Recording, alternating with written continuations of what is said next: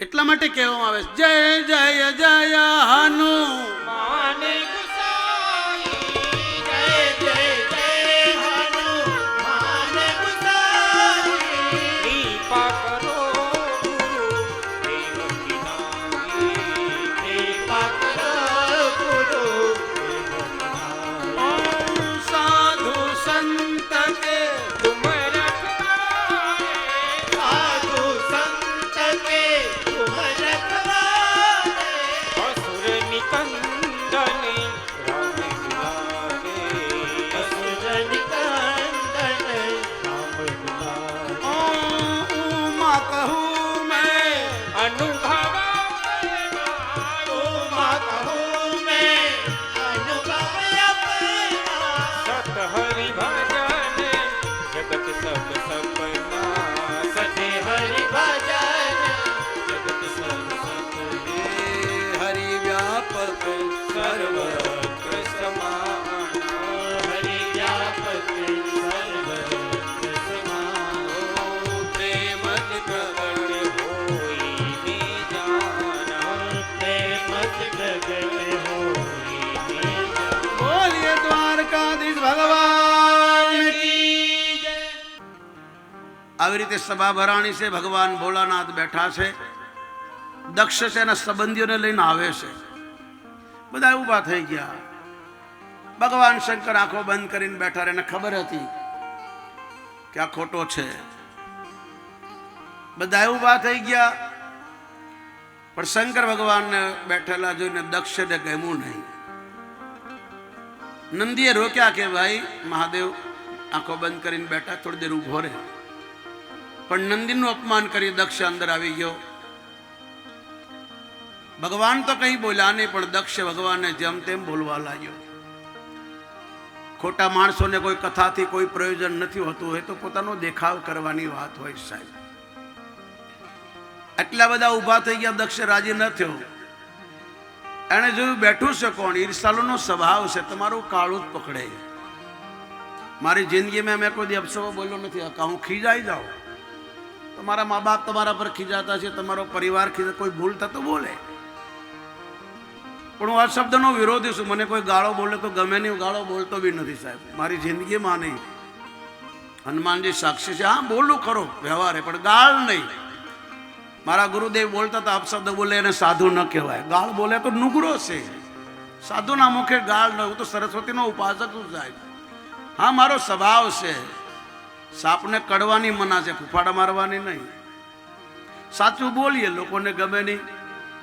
સત્ય કદી કડવું ન હોય, પણ આપણને કડવું લાગે એટલે લોકો કે બાપુ ગાળો બોલે છે. હું ગાળો નથી બોલતો ભાઈ. મને કોઈ ગાળ બોલે ગમે નહીં, હું મજાકમાં ન બોલું સાહેબ. મારી સાથે રહેતાને પૂછો, મારા શિષ્યોને પૂછો, તમે તો આવતા જતા રહેતા, મારી સાથે 24 ઘંટા રહેતા એને પૂછો. હું ગાળ ન બોલું, વ્યવહારે બોલું સાહેબ. ન બોલું તો આ સમાજ મને જીવવા ન દે. સાચું તો કહેવું ને સાહેબ. સાધુ સાપ ને સિંહ સાચું બોલ્યા વગર રહે નહીં સાહેબ.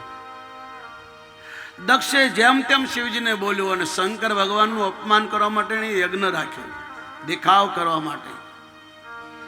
યાદ રાખજો, કોઈ પણ ધર્મ કાર્ય દેખાવ માટે કરશો તો ઊંધું પડશે. કોઈને નીચું જોડવા માટે કરશો તો ઊંધું પડશે. દક્ષે શિવનું અપમાન કરવા માટે યજ્ઞ રાખ્યો. બધી દીકરીઓને આમંત્રણ આપ્યું, સતીને ના આપ્યું. અને એ દક્ષે ભગવતીનું અપમાન કર્યું. પિતાની સામે દીકરીએ અગ્નિ સંસ્કાર, અગ્નિ સ્નાન કર્યું, કુંડમાં પોતાના શરીરને હોપી દીધું. ક્યારેક હરિદ્વાર જાઓ ને તો આજ બી એક કુંડ છે જ્યાં દક્ષની રાજધાની છે, જેનું નામ કનખલ છે. જ્યાં ભગવતી જે કુંડમાં બળી ગયા હતા, એક પણ કુંડ આજ છે. આ કોઈ કલ્પિત કથા નથી. અને શિવજીનું અપમાન કર્યું એટલે દક્ષને માથું બકરાનું થયું. તમે કોઈની ખોટી નિંદા કરશો, ખોટી ઈર્ષા કરશો, પોતાની વાહવા કરાવે, કોઈનું નીચું દેખાડશો તો ધર્મનો નિયમ છે, દંડ આપે જ. ભગવાન શંકર કહે છે, જબ જબ હોઈ ધર્મ કી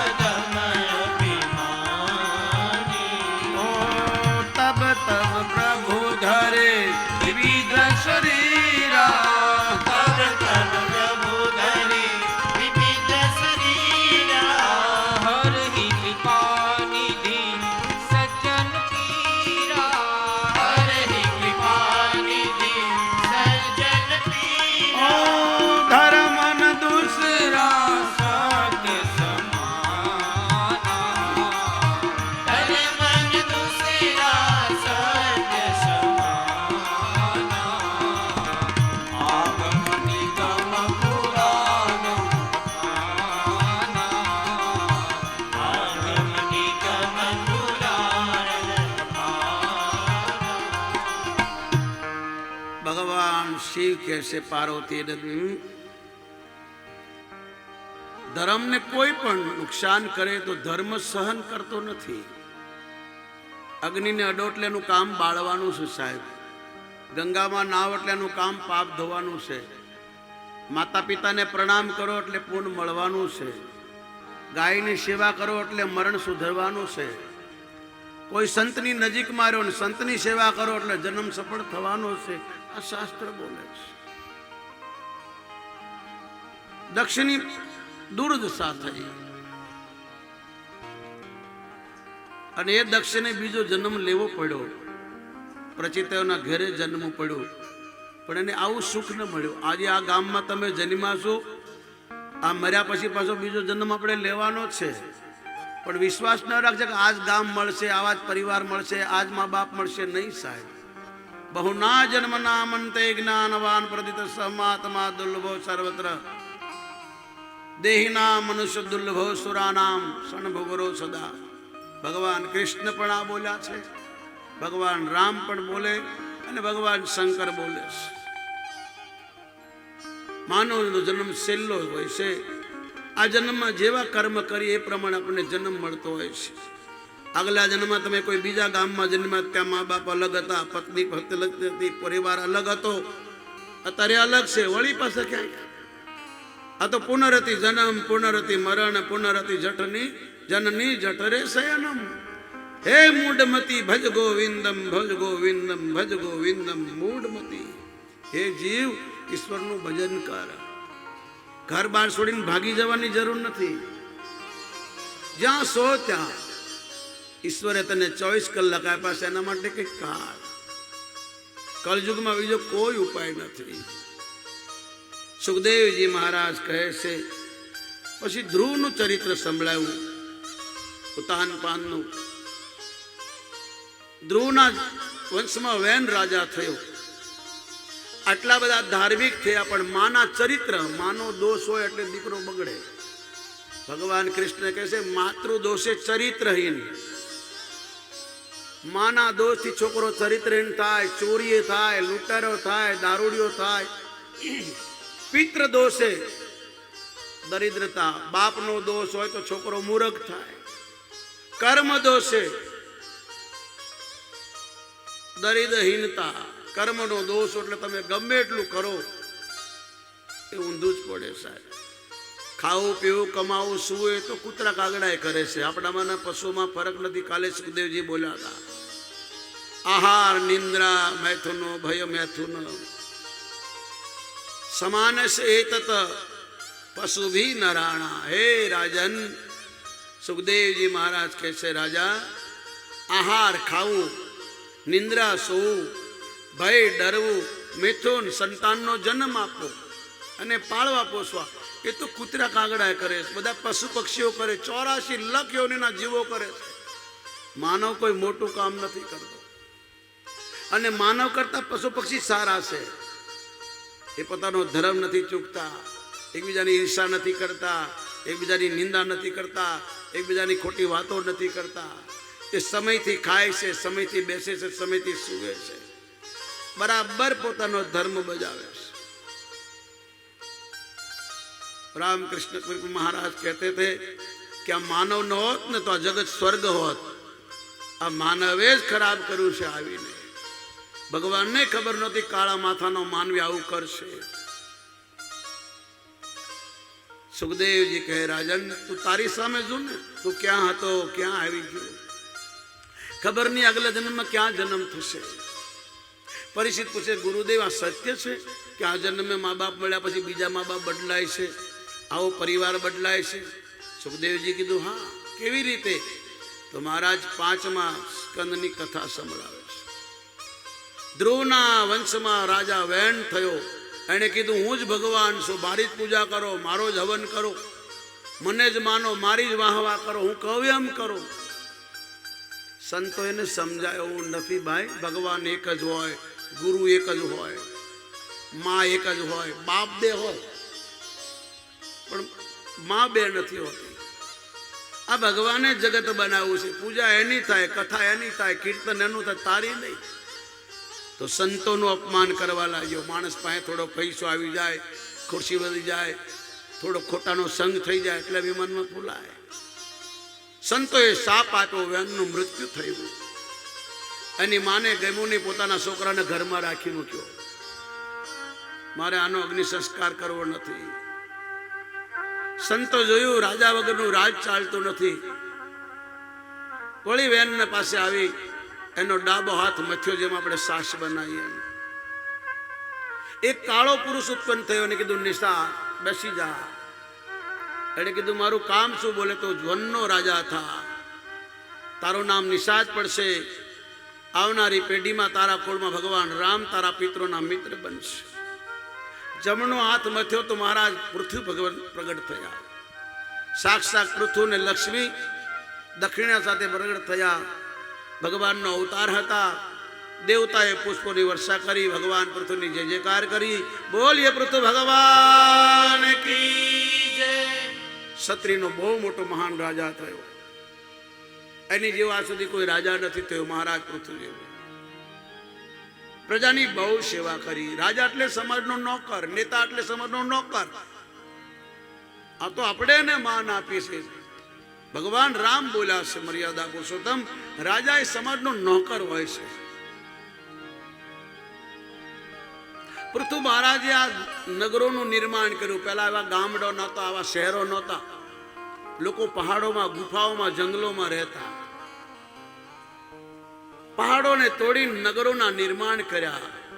ધરતીને ગાય બનાવી અને એને દોઈ, જેના લીધે તમે ઘઉં, ચોખા, બાજરો, ફળ, ફૂલ, દૂધ ખાવ છો. આ પૃથ્વી મહારાજની દેન છે. અને એ પૃથ્વી મહારાજે રોજ પોતાના રાજ્યમાં સંતોને બોલાવીને કથા કરાવો. બહુ મોટા યજ્ઞો કર્યા. પૃથ્વીના વંશમાં આગળ જતા ઘણા રાજાઓ ધર્માત્મા થયા. ઉતાન પાંડવ વંશ, ત્યાં સુધી સૂર્યવંશની કથા આવે છે. ઉતાન ભાઈના બીજા રાજા હતા, જેમનું નામ પ્રિયવત હતું. સંન્યાસ લેવા તૈયાર થયા. બ્રહ્માને નારદજીના કહેવા દે વિશ્વરૂપની દીકરી મહેશ્વતી સાથે લગ્ન કર્યા. અને ઘરે અગ્નિત નામનો એક રાજા થયો. એણે ઉર્વશી પસરા સાથે લગ્ન કર્યા. તેને ત્યાં ભગવાન સાક્ષાત ઋષભ પધાર્યા. જેને 100 દીકરા હતા. સબસે મોટો રાજા ભરત હતો, જેના ઉપરથી આ દેશનું નામ ભારત પડ્યું. ઋષિ ભગવાને પોતાના દીકરાને કહ્યું, તું મોટો ભાઈ છે, તારા નાના ભાઈઓનું ધ્યાન રાખજે. આ રાજ હું તને આપું છું. પોતે વનમાં જતા રહ્યા. ભરત મહારાજે ખૂબ ઘરમાં રહીને રાજની સેવા કરી. એક દિન વિચાર આવ્યો કે આ જીવન કાલે પૂરું થશે, ગઢપણ આવશે, પછી કોઈ કામ નહીં આવે, એક દિન મરવું પડશે. લાય મારા જીવનો ઉદ્ધાર કરો. પોતાના બધા ભાઈઓને બોલાવીને રાજપાટ આપી પોતે વનમાં જતા રહ્યા. ગંડકી નદીના કિનારે ઝૂંપડું બાંધીને રહે છે. એક દિવસે ગંડકી નદીમાં નાતા હતા, સ્નાન કરતા હતા. એક હરણી પાણી પીવા આવી. પાછળથી કોઈ સિંહે અવાજ કરી. હરણી ડરપોક હોય છે, આ કિનારેથી પેલા કિનારે દોડવા ગઈ, પેટ ફાટ્યું, એનું બચ્ચું પાણીમાં પડી ગયું. ભરતજી જ્યાં નાતા હતા એને ભટકાણો પગમાં આવ્યું. ભરતજીને દયા આવી, બચ્ચાને બહાર કાઢ્યો, સાફસૂફ કરી પોતાના આશ્રમ લાવ્યા.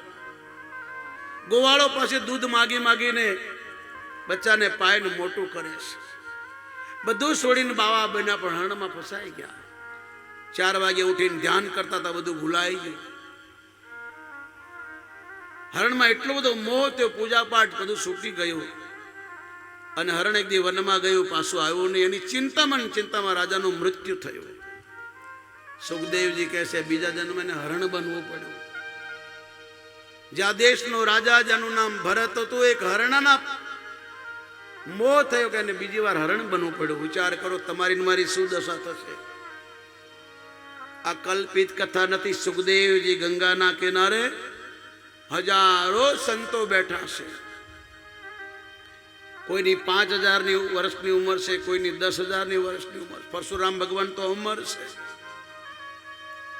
આવા મહાપુરુષોની વચ્ચેમાં કથા થઈ રહી છે. સુખદેવજી કહે છે, રાજા હરણ બન્યો, પણ માનવ જન્મમાં થોડું ઘણું ભજન કરેલું કામ લાગ્યું. કોઈની સેવા કરીએ છીએ, માતા પિતાની, ગુરુની, સંતની, ભગવાનની, ગાયની, તો બીજો જન્મ તમારો સુધરશે. હરણ્યોનીમાં જન્મ થયું, યાદ આવ્યું કે ભગવાને મને માનવનો અવતાર, હું આ દેશનો રાજા, મારું નામ ભરત હતું અને એક હરણીના બચ્ચા મોહ થયો, આજ મારે હરણ બનવું પડ્યું. એક સંતના આશ્રમમાં રહેવા લાગ્યા, ખાવા પીવાનું છોડી દીધું, પરમાત્માને પ્રાર્થના કરી એકવાર ફરીથી મને મોકો આપો, માનવનો જન્મ આપો. અને સમય આવ્યો, મૃત્યુનો સમય આવ્યો, પ્રાણ છૂટ્યા. બીજા જન્મ બ્રાહ્મણના ઘરે જન્મ્યા. 7 ભાઈઓ છે, આ 2 બેન ભાઈ જોડકા જન્મ્યા છે. મા બાપે 7ને ભણાવ્યા. આ નાનપણથી પાગલની ઘોડે રે, પાગલ હતા નહીં, પણ એને ખબર છે કે આગલા જન્મ મારે હરણ બનવું પડ્યું.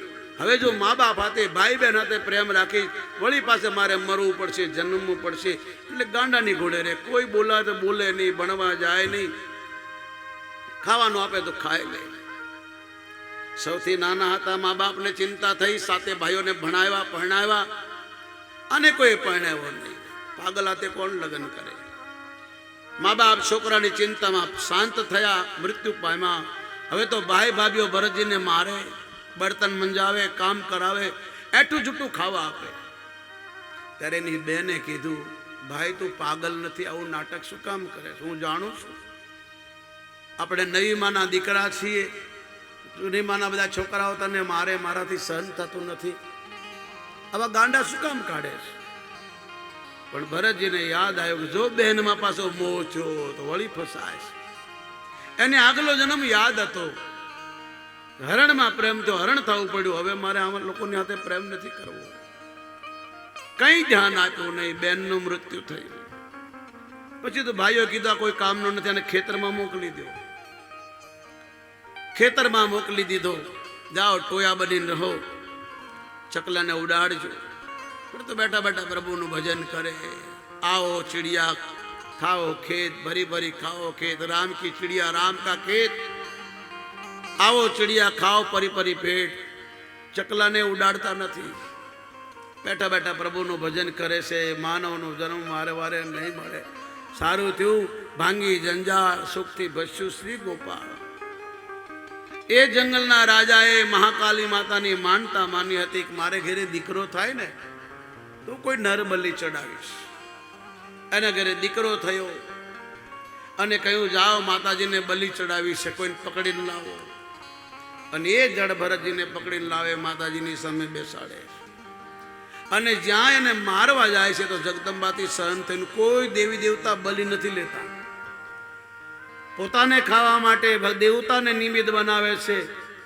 એને નરકના મોઢા જોવા પડે છે. માતાજીથી સહન ન થયું અને મૂર્તિ પાડીને બહાર નીકળ્યા. અને જે જડ ભરતને મારવા જતા તે બધાને મારી નાખ્યા. અને મહાકાલીએ કીધું, હે હરિભક્ત મને ક્ષમા કરજો, આ તમને ઓળખી શક્યા ને તમે કોણ છો, જાઓ. અને એ જડ ભરત ત્યાંથી નીકળી ગયા. આપણા સૌરાષ્ટ્રનો રાજા કપિલ ભગવાનને ત્યાં આવી કથા સાંભળવા જતો તો પાલખી લઈ. 4 જણા લગ્યા છે, એક બીમાર પડી ગયો.